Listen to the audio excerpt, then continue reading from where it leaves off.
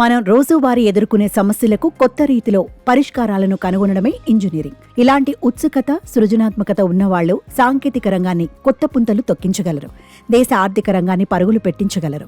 ఈ ఉత్సాహాన్ని ప్రదర్శించిన ఓ కుర్రాడిపై ప్రస్తుతం ఆనంద్ మహీంద్రా ప్రశంసలు కురిపించారు. భారత్కు ఇలాంటి వాళ్లే కావాలని పేర్కొన్నారు. అతడు రూపొందించిన ఓ డ్రోన్ కాప్టర్ వీడియోను కూడా నెట్టింట షేర్ చేశారు. ప్రముఖ పారిశ్రామికవేత్త ఆనంద్ మహీంద్రా తన వ్యాపార కార్యకలాపాలతో ఎంత బిజీగా ఉన్నప్పటికీ ఇతర విషయాలకు కూడా తగినంత సమయం కేటాయిస్తారు. తనకు నచ్చిన వాటి గురించి సోషల్ మీడియా ద్వారా ఇతరులతో పంచుకుంటారు. ఈ క్రమంలో ఓ కుర్రాడి ప్రతిభను చూసి మురిసిపారు. మధ్యప్రదేశ్లోని గ్వాలియర్లో హైస్కూల్ చదువుతున్న మేధాంశ్ ద్వివేది అనే కుర్రాడు ఓ డ్రోన్ కాప్టర్ను సిద్ధం చేశాడు. ఓ మనిషిని మోసుకెళ్లగలిగేలా 4 డ్రోన్లకు ఓ సీటు ఏర్పాటు చేశాడు. అందులో తనే కూర్చొని రిమోట్ కంట్రోల్ సాయంతో గాల్లోకి ఎగిరాడు. 2-3 నిమిషాలు అలాగే గాల్లో ఉండి మళ్లీ కిందకు సేఫ్గా ల్యాండ్ అయ్యాడు.